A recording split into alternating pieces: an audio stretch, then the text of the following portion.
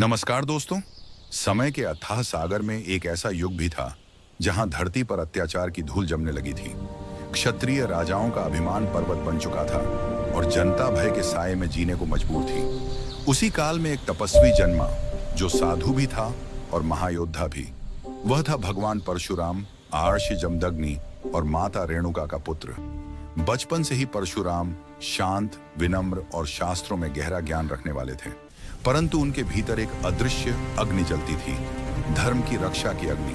जब वे ध्यान में बैठते तो जंगलों में ऐसी निस्तब्धता फैल जाती जैसे प्रकृति भी उनके भीतर की ऊर्जा को महसूस कर रही हो। समय बीतता गया। एक दिन एक अत्याचारी राजा कार्तवीर्य अर्जुन अहंकार में डूबकर अर्षि जमदग्नि के आश्रम में आया। उसने ऋषि के कमले जल में पालित दिव्य गाय कामधेनु को बलपूर्वक छीन लिया। आर्षि के शांत स्वभाव ने हिंसा नहीं चुनी। परशुराम ने यह अपमान देखा और उनके भीतर दबा ज्वालामुखी फट पड़ा। उन्होंने प्रतिज्ञा ली, जब तक अधर्म का नाश न कर दूं, विश्राम नहीं करूंगा। इसी प्रतिज्ञा के साथ वे कैलाश पहुंचे। वहां उन्होंने ऐसी कठोर तपस्या की जिसके ताप से हिमालय के शिखर कंपकपाने लगे। तब से प्रसन्न होकर भगवान शिव स्वयं उनके सामने प्रकट हुए। शिव ने कहा, परशुराम, तुम्हारा हृदय धर्म का शस्त्र है और मेरे हाथों से दिया यह परशु तुम्हारा अस्त्र। जाओ, अधर्म का विनाश करो। शिव का वरदान पाकर परशुराम का स्वरूप बदल गया। उनकी आंखों में चमकती बिजली जैसी ज्वाला थी। उनके हाथ में दिव्य परशु था जो युद्ध भूमि में गरजते बादल जैसा प्रतीत होता।